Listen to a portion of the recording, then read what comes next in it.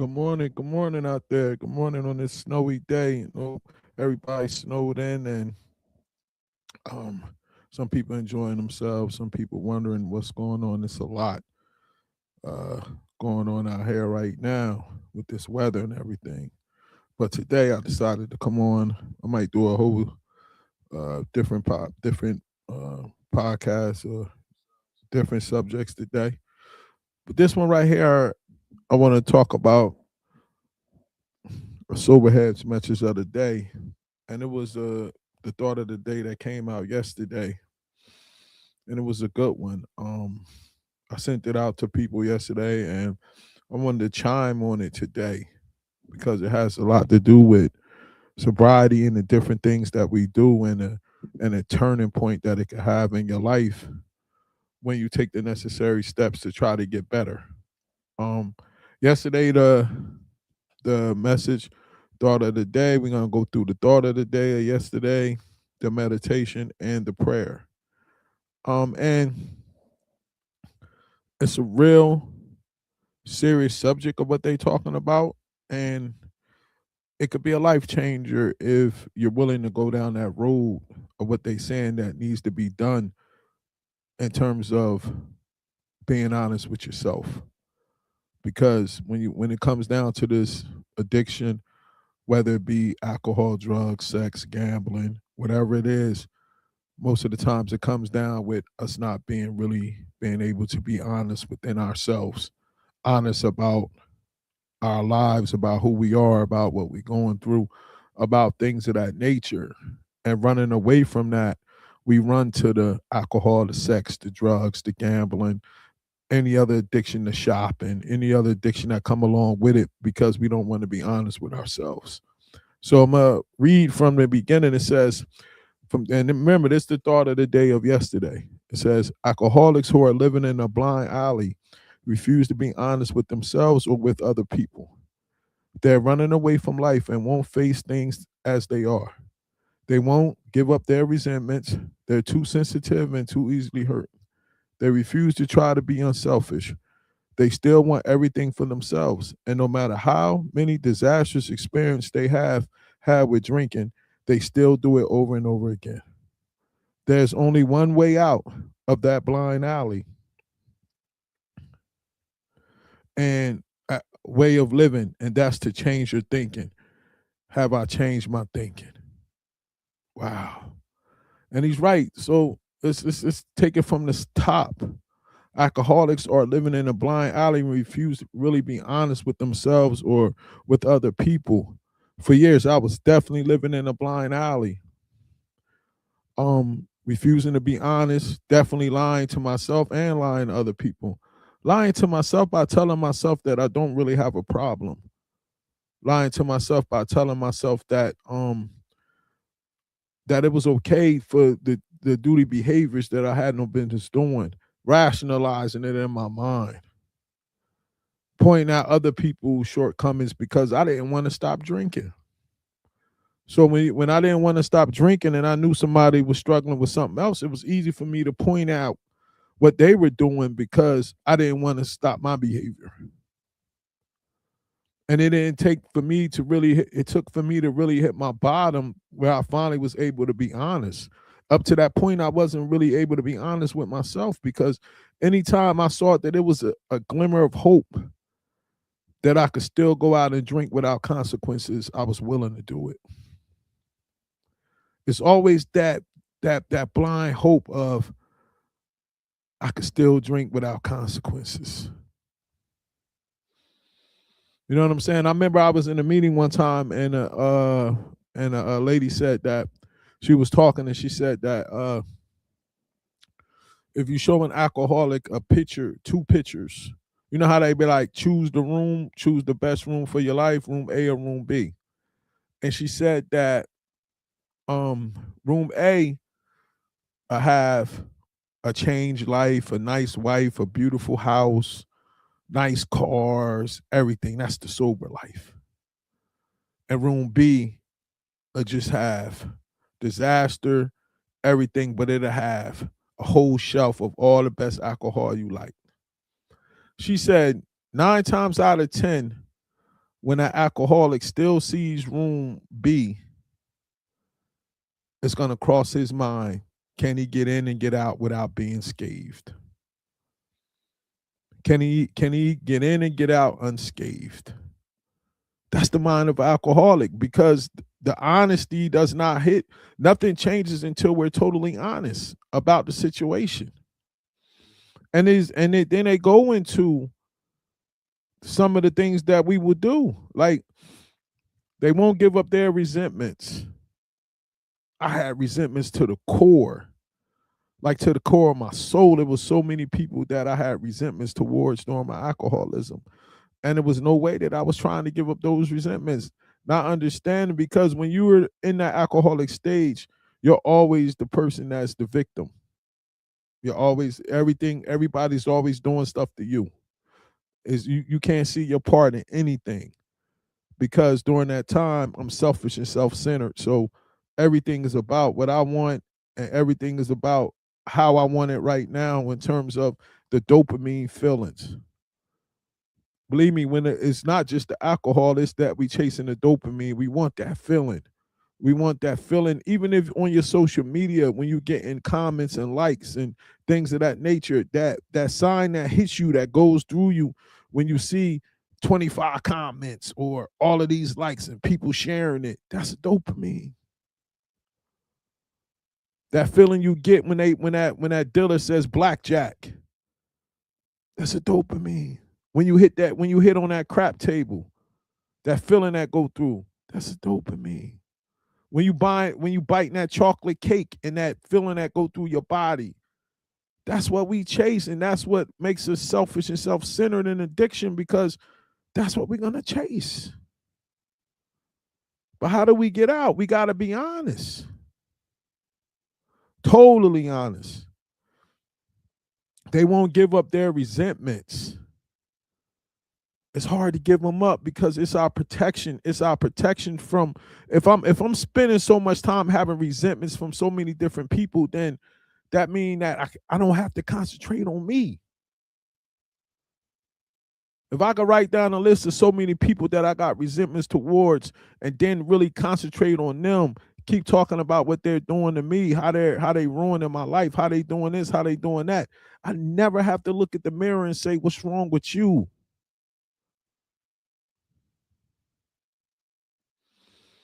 And they say resentments is like drinking poison and hoping the other person die, because the only person that's dying is you inside. The other person home sleep. While you sitting there with your resentments and you angry and this and that person ain't thinking about you. That person is home sleeping, having a good night. You up tossing and turning, angry and this and that, and giving that person too much power over you. Next, being too sensitive and too easily hurt. Yeah, because we don't want to deal with our pain from the past. So when you don't want to deal with the pain from the past, you're too sensitive and easily hurt, because soon as somebody get close to you, they might touch one of them scars. They might remind you of somebody from your past. Their voice might remind you of your mother or your father. The way they dress, the way they smell might remind you of an ex that hurt your feelings. But since we don't want to go back and get that past right and do that and shape it up and get it good and face it and face that trauma, we're going to be too sensitive and too easily hurt, because we don't want to face that trauma. We don't want to face that trauma. And until we face it, this thing is just going to keep going on and on in our life. Then they say they refuse to try to be unselfish. Everything is about what I'm doing. The only time I want to do something is when I felt I could get something in return. Or I felt bad and say, all right, let me just go out and do this to make it look good and things of that nature. But that's not the goal when I used to wake up in the morning. Now when I wake up in the morning, the goal is to try to do something for somebody I can help. Tell God to point me in the direction of somebody I can help. That's the goal now. Before that wasn't the goal. The goal was, how can I get dopamine into me all day? And it's crazy when your mind tells you, I'm having a beautiful day, only if the day is full of me getting dopamine. Whether it was from alcohol, whether it was from women, whether it was from going to the casinos just to chill out, whether it was from visions and places I had no business going, whether it was from all of that, I needed that. So being selfish was just the way of life. Now I ask him, how can you point me in the direction of somebody I can help? But I've been there. And when you sit under the wedge of alcoholism, it's hard for you to even understand. Your way of thinking seems normal. It seems normal for you to be totally selfish. It seems normal to know that your family's waiting for you at dinner at home, but you want to go to the bar and you want to come up with all these stories about where you at. Next thing you know, you didn't miss dinner at the crib. You come staggering in the house almost midnight. We don't even see the selfishness and self-centeredness. But when we at the bar, all we thinking about is, I'm trying to have me some fun. I'm trying to have me some fun. I'm trying to do this. I'm trying to do that.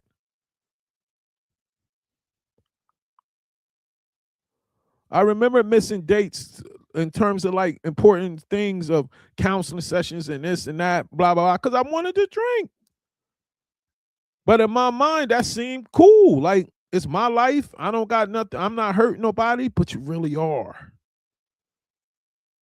You're not being present. You're not being around. We really are. We really was hurting people. But we can't understand it when we in it. That's how strong that alcoholism is. It's no joke. That's how strong those other addictions are. We have a warped way of thinking. Our thinking is totally obscure. We don't even know how bad it is because it seems so normal. We don't know. And when somebody trying to tell me that, yo, you wilding in the way you thinking, I'm telling them to get out of my face. They're too sensitive and too easily hurt. They refuse to try to be unselfish. They want everything for themselves. 1,010%. I wanted everything for myself. And I thought that the more things that you bring in, the more things you collect, the more things you have, that means that your life is successful. I never even knew that the success comes from doing God's will and spreading his word to others and being able to be in service for others.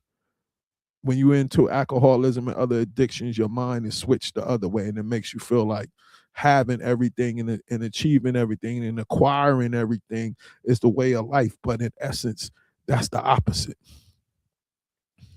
And it says, and no matter how many disastrous experiences they have had with drinking, they still do it over and over again. No matter what I went through that night before, it seemed like it was okay again. Because my mind had told me it ain't going to be like that like it was before. It's not going to be like that. It's going to be like it was when I was younger, when I first started drinking. It's going to be a nice, beautiful day. And I'm not going to act like I didn't have days when it felt like fun. And I'm not going to sit here and lie and say that. It wasn't disastrous until it got disastrous. But the one thing about it is it flips on you. And once it flip on you, you're gone, but your mind tell you it's going to be like it was before. That's the greatest trick of the alcohol. It's so sneaky. They say it's cunning, baffling, and powerful because it just sneaks up on you. It was like I went from partying in Club Dress in Vegas to being isolated in the basement overnight. Now, I don't know what happened in between. Let's take it back farther than that. I went from partying in college to alcohol to being isolated in the basement. And in between, you like, how did I get from there to there? because that thing is cunning, baffling, powerful. It's the only disease that tell you you don't have a disease. It would sit there and let you rationalize in your head why it's okay for you to drink. No matter what happened the night before, did you pass out? You fell out. You did this. You did that. People that experience blackout. I never experienced it before, but I heard the stories and people that experience it. No matter what the stories they told you did last night, you still feel like it's okay for you to do it again the next day, because inside we're selfish and self-centered and we want what we want. Once that obsession get in that mind, I gotta have it, because it attacks you three ways: physically, mentally, and spiritually. Physically, once we take that first drink, we gotta have another one, and another one, and another one. Mentally, the obsession, I gotta have something to drink today, no matter what's going on. And spiritually, because we don't care about nobody but ourselves. Selfish and self-centered to the core. To the core, man. Just think about that, man. How many times your wife or your husband wanted you to go somewhere with them, and you was like, you came up with an excuse because you wanted to drink? I used to be on vacation, and I used to vacation a lot, and I really could have enjoyed the excursions more if I was totally locked in. Some of them was dope. The jet skiing and the wheelers and driving through that was pretty dope. But some of the tours and all like that, all I was thinking about was the swim up bar. So I'm not even taking in the culture of the places, trying to really learn. All I'm keep looking at my watch, wondering if the swim up bar gonna be closed when I get back to the resort. And that was the sign of my alcoholism early, because I wouldn't even go to a resort if they ain't have like 2 or 3 swim up bars. I'm being first. That's the first thing I asked for when I used to sit down with the travel agent. Do they have swim up bars? And then once I knew they had swim up bars, then I got to make sure they had premium liquor. I knew that it was a logo on the inside the pamphlet of the thing to let me know if they had premium liquor at the swim up bar or not. That's how deep my alcoholism was. And that's crazy when that makes you decide on what resorts you're going to stay at. But that's the thinking, because it was selfish and self-centered. Just being totally honest. Selfish and self-centered. There's only one way out of this blind alley way of living, and that's to change your thinking. Have I changed my thinking? For the most part, yeah, in terms of being honest. And I had to be honest when I did step 4 and 5. That's what really broke all of that stuff up. And I had to be honest for the first time in my life, because I thought my life was on the line. When you feel your life is on the line, you're willing to be honest then. I had a brother that talked to me yesterday, because I had to apologize for something that I did. I'm not gonna get into details, but I had to apologize to a couple people about some behavior, some comments I made or something like that. You know what I mean? Being in my emotions and stuff. And he asked me, like, how was it so easy for me to be able to apologize like that? And I told him, once I did step 4 and 5, anything in life that you got to apologize about in terms of that, it's not as hard as it would if I didn't do that process. Because in step 4, I was so scared. And the first time I had to be honest when I did that inventory. So when I did my sex inventory, I had to be honest about everything. Who was I sleeping with? What did I try to get out the situation? Was I manipulating the situation? Was I doing this and doing that? Yes, I had to be totally honest for the first time. You know what I'm saying? Totally honest. And when I had to be honest on my resentments, who I don't like, why I don't like them, and what part did I play in it? For the first time, I had to be honest. Had to be honest for the first time, man. What did I fear? I had to write it all out. What was I fearing? What did I fear in my life? Why did I fear it? I had to be totally honest, man. And who did I harm?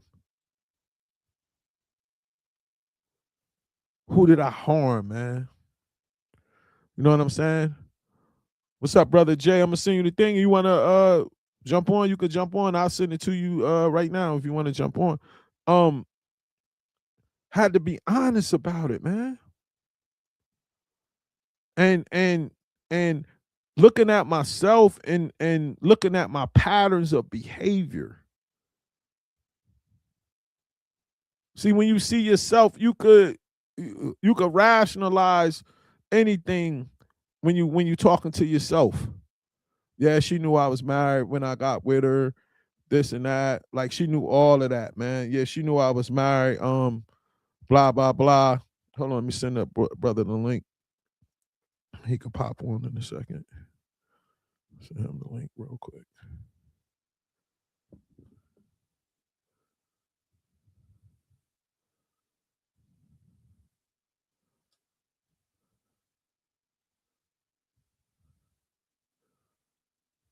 Yeah, she knew I was married. I sent you the link, bro. So whenever, just pop on and we'll try to get you in.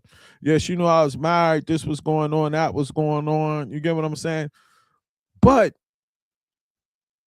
when I saw my pattern, of what I was doing, the behaviors I had with the women, and understanding, like, nah, bruh, you can't blame none of these people. Look, this is you. They was from different parts of the country. You get what I'm saying? The women was from everywhere, but your behavior was the same. When you get tired of writing the same thing over and over again, you just start putting quotation marks. It's not a good look. It's terrible, man. And I had to be honest about it.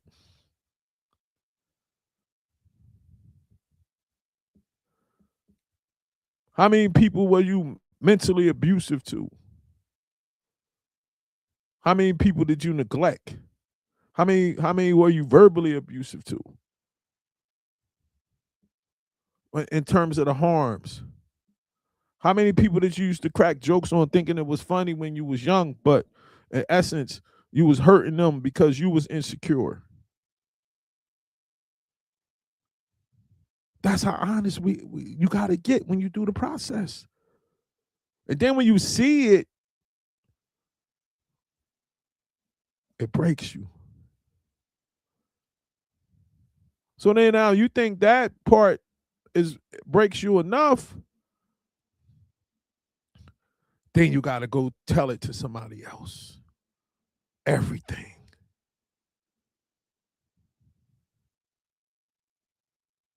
Can you do that?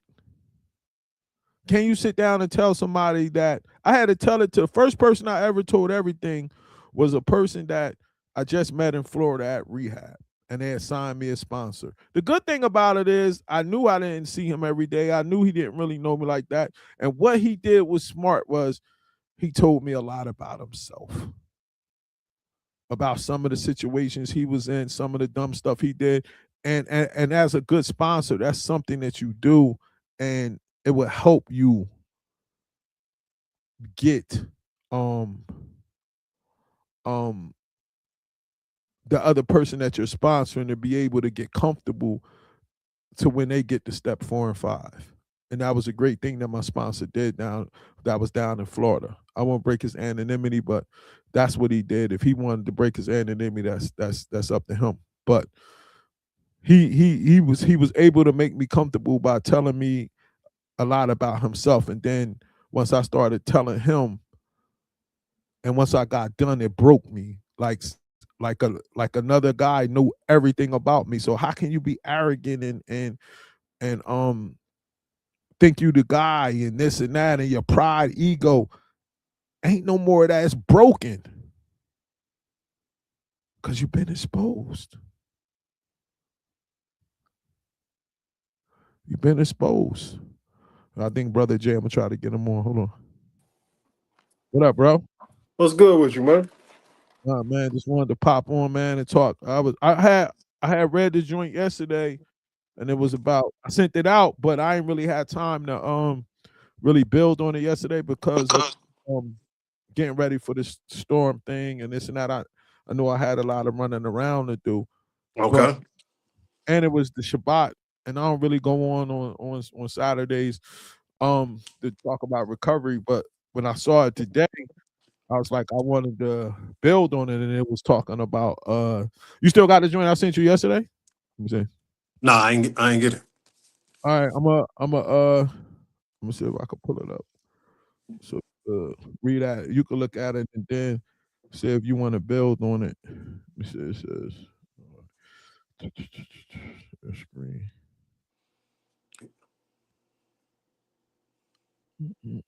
Oh, here we go.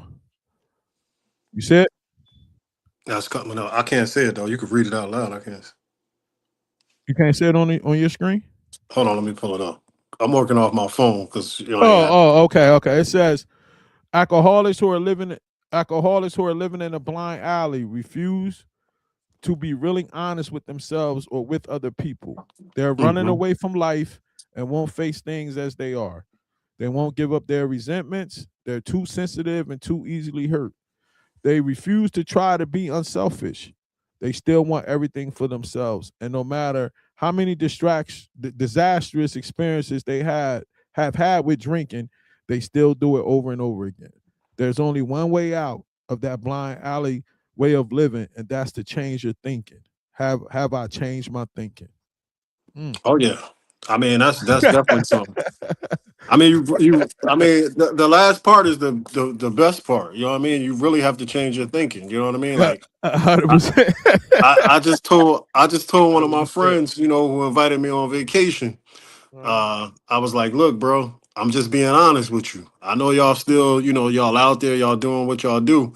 I'm like, that ain't gonna fly for me. You know what I mean? So like, I'm gonna just be honest. You know what I'm saying? Like, if I Mhm. did go, I would be going for the sole purpose of just playing golf and that's it. You know what I mean? Like, I'm not going out, I'm not hanging out, you know what I'm saying?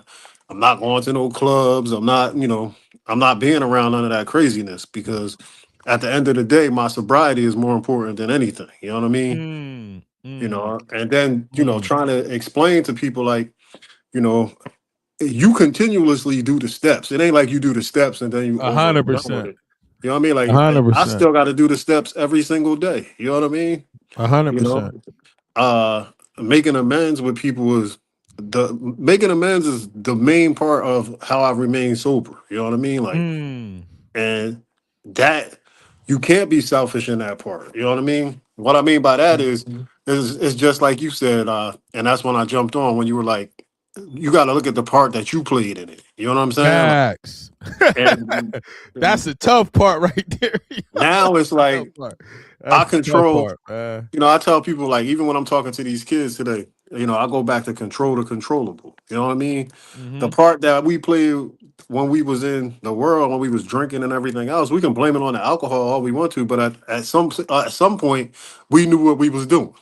Facts. Facts. Because we Facts. continue to do it again and again and again. You know what I'm saying? Hmm. If I didn't know what I was doing, it would only been one time. You know what I mean? So, like you said, especially when it came to the sexual immortality. You know what I mean? Like you just, like it never was good enough. You know what I mean? Like you got this good girl at home, and you like, oh man, it's not good enough. You know what I'm saying? Facts. So, Facts. I tell Facts. people all the time, like this is the only marriage I've been in where I actually been faithful because at the end of the day, it's a marriage that was, rooted in God. You know what I mean? Like, Talk about it, brother. if my wife wasn't doing the same thing or trying to, to hold me accountable, how would I be out here? Like, you know what I'm saying? It'd be easy for me to just be like, oh, well, I'm having an argument with my wife. Let me go slide over to the side chick house. Hmm. Hmm. You know what Hmm. I'm saying? Hmm. Now it's like, hey, I have an argument with my wife. She like, hey, we better get on our knees and pray. You know what I'm saying? Hmm. So What did you how did you feel after going? Because what happened was I had a situation that I had to handle and make some amends to a couple of brothers and stuff like that Mm-hmm. about something that I assumed that wasn't true or whatever. And one of the brothers asked me like, how did you? How was that so easy for you to do?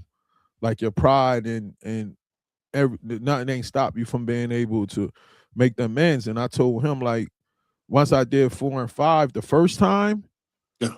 that crushed all of that. Yeah. So now if I'm wrong about something like that, like I can apologize. I even apologize to my kids at work. If I do something wrong and I was Mm-hmm. wrong, you get what I'm Mm-hmm. saying? Yeah. Yeah. Like I apologize. How was that transformation for you in terms of when you was honest, totally honest about everything the first time? Like how did it feel? And then how did it help you on the road of being honest when you're wrong about stuff? Well, for me, the 4 and 5 was like when I let it out. You know what I mean? Like it was like a baggage that just came off of my. You know what I mean? A weight that just came off of my shoulder. You know what I'm saying? Yeah, yeah, And yeah, then once yeah. I did it, I felt like I didn't have to do it again. You know what I mean? As far as like, Hmm. you know, when we say we're gonna do God's will and we give everything to God, that I gave it to God. You know what I'm saying? Like Mhm, mhm, I don't have to say sorry to you for something I already apologized for 10 years ago. You know what I'm saying? mhm, mhm. Now, if I did something 10 seconds ago or 10 days ago, then that's the only thing I'm apologizing for. You know what I mean? Yeah, that's what So I'm saying. Like, but do you feel that the process you did 10 years ago makes it easier for you to apologize for stuff you do now? I say the the actions that I saw from me making amends 10 years ago makes Mhm. it easier for me to make amends now because Yeah, yeah, that my makes life sense. got better because I didn't have that resentment. You know what I mean? So, Mm. and then I try to tell that to, anybody I come across, like, hey man, I don't hold grudges with people because at the end of the day, I'm gonna pray for you. You know what I mean? Because in order for me to stay sober, it's not about me, it's about the people around me. You know what I mean? So, Mhm. you know, I always tell people you breathe life into a situation on how you respond to it. You know what I mean? I like that. You know what I'm saying? Because I always used to laugh and be like, yo, man, Mike, Mike joints, his tournaments, they off the hook. You know what I'm saying? Like, and then it was a point where, like I said, I would come down and, I'd be on the orange and be on the blue one year. You know what I'm saying? And then, Uh, you think you deserve to be somewhere that you should be, but you're not grateful for the opportunity. You know what I'm saying? And hmm. that's the thing. So like I look at my mistakes, I look at my lessons, and more importantly, I look at going to the meetings. When I was going to meetings, I'm like, hey man, you don't got nothing to be in here complaining about. These people got it worse than you. You know what I'm saying? Facts, Like, facts, so facts. it's always that things to keep you humble. But like I said, when you do the steps and you see that they work, Mhm. that's your fallback on. You know what I'm saying? So now you got two things to fall back on. Step one was basically giving it over to a higher power. You know what I'm saying? Mhm, mhm. And then once you know that you can't do nothing without God, that's when I think it is your recovery will get real. You know what I mean? Like, because you got to have that motivation and you got to want more. You know what I'm saying? Like, and that's why, like I said, I appreciate what you do because you ain't comfortable with where you are in your sobriety. You know what I mean? Nah, man, I gotta. Like I said, I just made a mistake and stuff that I had to repair it, and that lets me know. And that was my lack of acceptance. You know Mm-hmm. what I'm saying? Patience and acceptance, and patience is something that I still struggle with in terms of letting things happen on God's time Yeah. instead of when I want it to happen or how fast I want it to happen, or you know what I Mm-hmm. mean? Because I'm a I like to set goals and then accomplish them with a checklist. Yeah. Yeah. But but life ain't like that. I could set that goal for myself and do it, but I Mm-hmm. can't put that goal on other people and expect them to have it done when I go back with my checklist. You get what Yeah. I'm saying? Yeah. And Yeah. that's where I'm wrong at for having that. And sometimes it can help people in terms of motivation, Mm-hmm.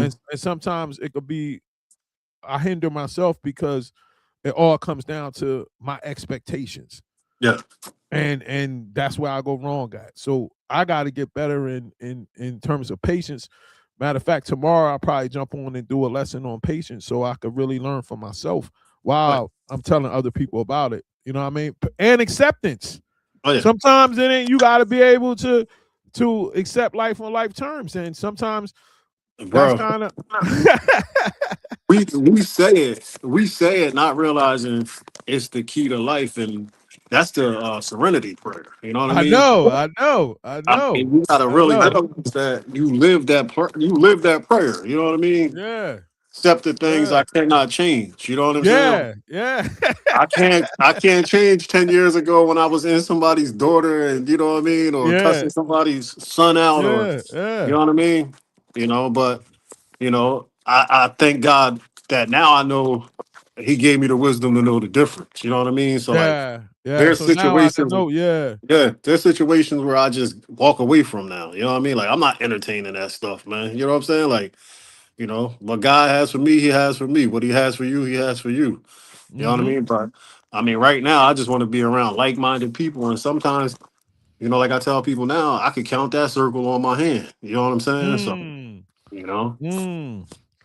All right, let's get to the all right, what they says they're too sensitive and too easily hurt. They yeah. refuse to try to be unselfish. They won't give up their resentments. Can you relate to any of that stuff? Oh yeah. I mean, because as an alcoholic, we use excuses to drink. You know what I'm saying? Like, There you go. uh, Yeah. hey man, my mom just passed away. You know what I'm saying? I just got divorced. You know what I'm saying? Like, I'm Uh-huh. having a bad day at work. You know what I mean? So Uh-huh. these are all feelings. You know what I mean? Not realizing that we try to drink our hurt away. You know what I mean? So like, Mm-hmm. Mm-hmm. that is lack of discipline. You know what I'm saying? Like, Oh. it all goes back to time. You know what I mean? Time, feelings. Like what am I doing with my time? You know what I'm saying? Like, Mm-hmm. you know, And because it boils down to in some cases like thinking too much about ourselves. Because when yeah, you and I don't want nobody to take this the wrong way, but it's honest. I was reading about this and I did some studying on it and stuff like that. But hmm when we're depressed, it's actually being selfish because it means that we're consuming our own thoughts about ourselves too much. yeah, Like, what am I like? Why is this happening to me? Uh, why I'm not getting what I want? Why I'm not getting what I need? Woe is hmm me. So then one of the way outs is going out finding somebody to do something for without expecting anything in return. So as yeah, soon as we come up off of thinking about ourselves hmm and start thinking about other people, that's when that spirit start to lift. yeah, You know what I'm saying? But most of the time it was me getting up, going to the liquor store, especially in the end, going in the hmm basement, thinking about what I'm going through, thinking yeah, about that these cops is accusing me, thinking about she's gone, turning hmm on watching Drink Champs and stuff, getting drunk, then turning on some sad music, yeah, thinking about me and thinking about the situation. You get what I'm saying? But during all that time, it never occurred to me to just go get out the house and go find somebody to help without expecting anything in return. Cause oh yeah, then I got addicted to that. I got addicted to the self-soothing and the and being down in that pit. You understand what I'm saying? hmm But when you unwrap it, it was still me being selfish. Cause yeah, all I'm doing is thinking about myself. yeah. I You mean, know what you I'm saying? you said something that, like I said, my wife always tell me, like she always say this, like, nigga, don't buy me no flowers and expect something in return. You know what I mean? Like, you got me flowers because you wanted to get me flowers. You know what I'm saying? Like, Yeah, yeah, and selfishly, it goes back to the gratification, that self gratification of you feel as if you have to do something and then somebody has to give you a thank you in return. You know what I mean? Like, yeah, yeah, I yeah. always go back to the faith and the trust in God. You know what I mean? Mm, There's multiple mm. times that we pray and we ask God for something, and then it doesn't happen right away. You know what I mean? It doesn't happen when we want it to happen. It happens when He wanted.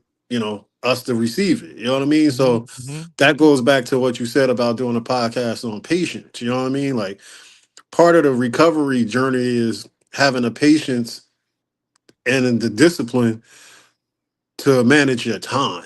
You know what I mean? Yeah. Because like you said, depression is real. You know what I mean? And Mhm. and and probably in our lowest points when we struggled with depression, we was by ourselves. You know what I mean? Facts. And I tell people all the time is alcohol was the way that I treated my depression. You know what I mean? Sleeping with women was the way I treated my depression. Gambling was the way that I treated my depression. You know what I'm saying? And now you have to come up with different ways where you got to maneuver this world and find something to so that you don't fall back into that Yeah, stage. You know what I mean? yeah, because it was self-medication. Yeah. That's all If we was I'm, doing was using that to escape oh what yeah. we wanted to feel. You know what I'm saying? So like then it talked about being too easily hurt and too sensitive. And I Hmm. talked about earlier, like since we ain't want to deal with our trauma in the past, soon as somebody touch anywhere near that wound, Yeah. you gonna be sensitive. You gonna bark. You gonna be like, yo, you get what I'm saying? And Oh yeah. until you deal with it. I Until mean, you I deal I with I the think about trauma, some of the man. conversations that we used to have. You know what I mean? Especially Yeah. when it came to basketball. You know what I'm saying? Like if you said something that, oh, this dude was nice, and I felt like he wasn't nice. Now I'm trying to overtalk you. You know what I'm saying? You know what I mean? Like, Yeah. and then it becomes a competition. You know what I'm saying? Mhm, mhm, And then mhm. as the sad part is black men, we hate to see another black man right. You know what I'm saying? Like that's the Mm, end of the world because instead of me looking at it like, yo, my brother just gave me some advice, you know what I mean? He pointed me in the that's right deep. direction on That's how to deep. change my life. It's like, yo, man, you talk to Mike Melton, he talking that Jesus stuff. He think he better than me. No, I don't Yeah. think I'm better than you. I'm trying to let you know that, bro. Me and you used to walk the same streets. We used to do the same thing. You know what I mean? Like that life it ain't for us no more. You know what I'm Yeah, saying?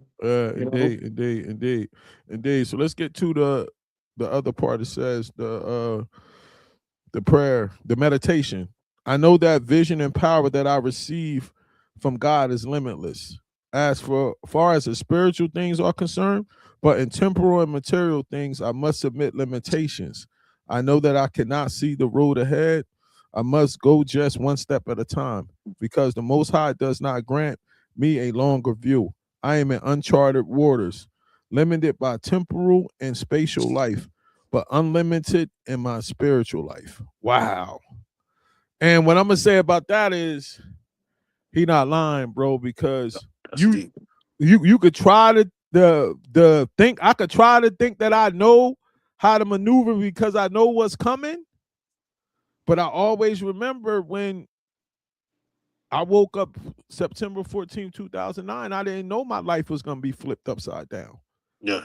You get what I'm saying? Like we Hmm. don't know what's gonna happen. Like we go Yeah, yeah. outside during the day, you don't know what's gonna happen and how he might position something, and he might have been preparing you years ago for this moment Yeah. that's about to happen, and you don't even know, and you like, yo, like what's going on? You get what I'm saying?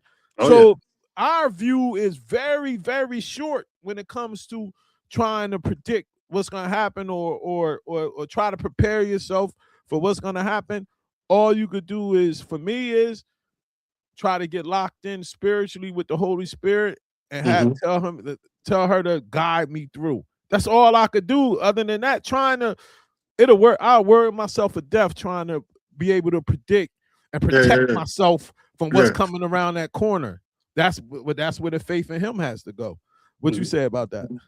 I mean, I like one of them old church songs. We come this far by faith. You know what I Yeah, mean?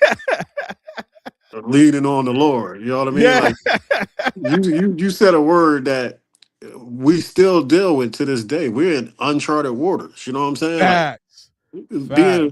being married, faithful, God fearing Woo, Christian woo, black men.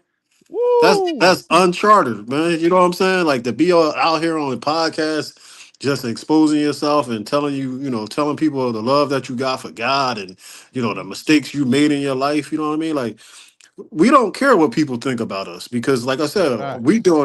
we doing God's will. You know what I'm saying? When you're doing God's Mhm. will, you're already protected. You know what I'm saying? Like, You bringing and it that's out, bro. why I could say, like, being out of the game for a little bit is crazy, because like it's you know I've been out of the game for a minute, and people like, yo, you gonna come back, you gonna come back, and I'm like, I've been every year I say I'm not coming back. You know what I'm saying? Mm. And then I'm like, well, they got a head coaching, somebody got a head coaching job for you. You know what I'm saying? I'm like, nah, man, I don't think I'm ready. You know what I mean? Like, and then like I said, I'm so close to finishing up this degree All in praise substance to the Most High, man. in substance abuse, man. It's just like, I gotta follow what God has for me. You know what I mean? And How sometimes, do it? How, go how ahead. do it feel though? How do it feel like one of the one of the one of the things that the adversary had to try to throw in front of me, and you're gonna be able to relate, like how you gonna walk away from being Mike Melton, B-ball spotlight? Like when you walk in the gym now, people you're not gonna get that attention that you used to get. Like people are gonna like you're not gonna have that kind of people are not gonna be reaching out to you for information. People, you basically not gonna be that person no more. And he tried to throw that because the money part I was cool with, like because Yeah, it comes and goes, but being that figure in that world to be able to say, all right, JJ Hoops, that's all that everybody knew me is that as soon as they saw me, they thought about the teams I had and the work I was doing and this and that. hmm How are you managing walking away from that person? well, it's funny, man, because I'm married. Man, I kid you not, man. And Uh-huh. my wife would be on the phone and she'll say something like, yo, yeah, me and John and me and John and me and John and me and John. And I'm saying, who is John? You know what I'm saying? Like,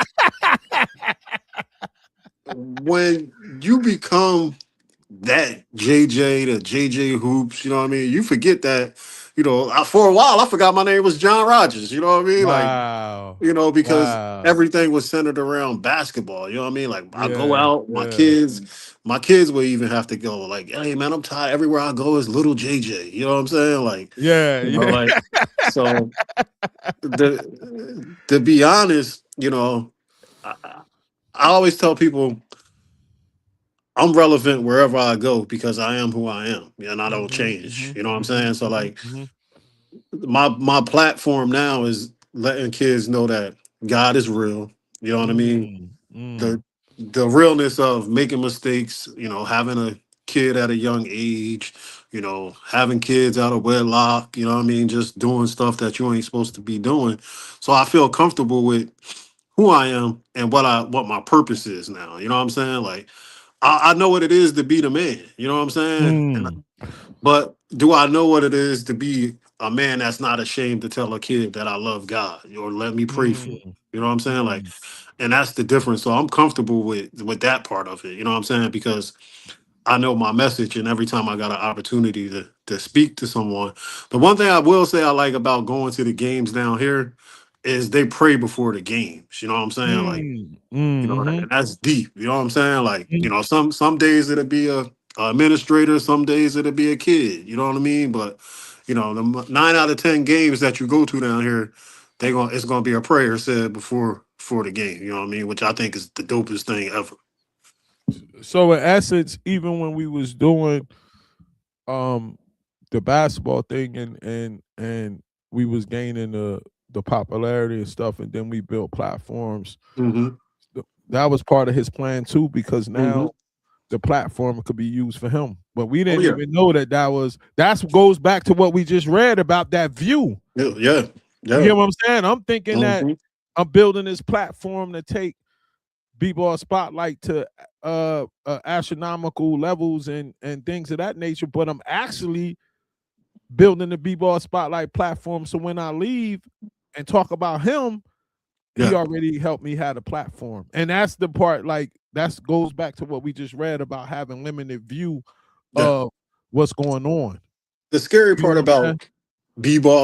about basketball spotlight and JJ hoops and you know different other platforms out there is that the amount of lives that you saved, even when you was out in the world struggling, to keep Mm, your own life. You know what I'm saying? So like mm, the message was, even in the midst, God was still using you to be that beacon of light for somebody mhm, who didn't have it. And then, like I said, look at you coming from Trenton.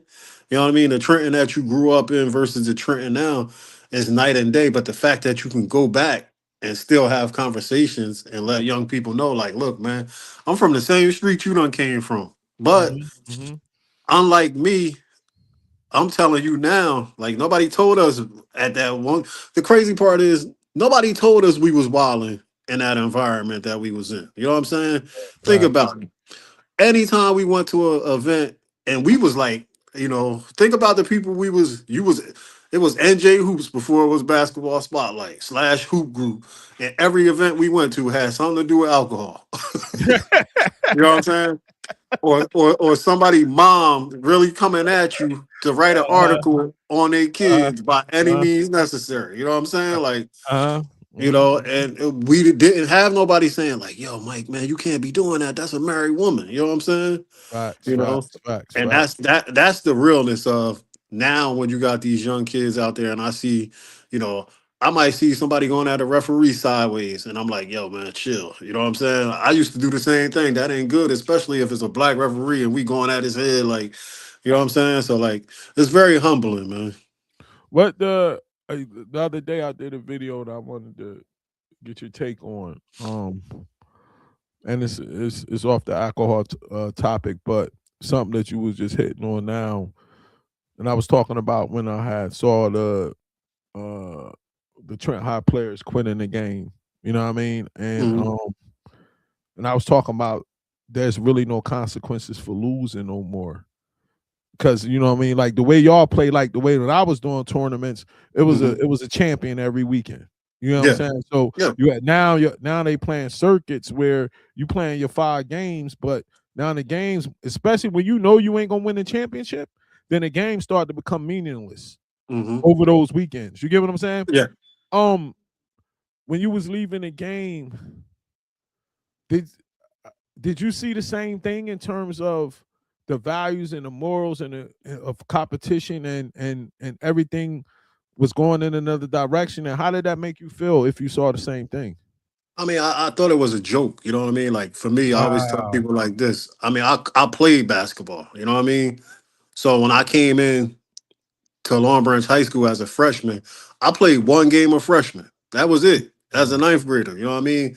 I immediately went up to sit varsity and JV. You know what I'm saying? Like, yeah, I wanted to play with my friends and blah blah blah, but I had to move up because that's where the competition was for me. You know what I mean? So as I fast forward in the AAU joint, I remember when I became the coach of Bayshore. You know what I'm saying? Like, bro, they was all white kids. You know what I'm saying? mhm, And outside of Lamont, we was dusting everybody else. I'm like, yo, I'm not playing my age group. You know what I'm saying? Like, mm, I'm like, yo, Lamont and them up there playing 15s. You know what I'm saying? Like, we got to do the same thing that they doing. You know what I mean? So I would say this to all coaches: there's no way I could have a legit freshman guard who a big time guard who playing varsity and then let that kid go play 14U AAU basketball.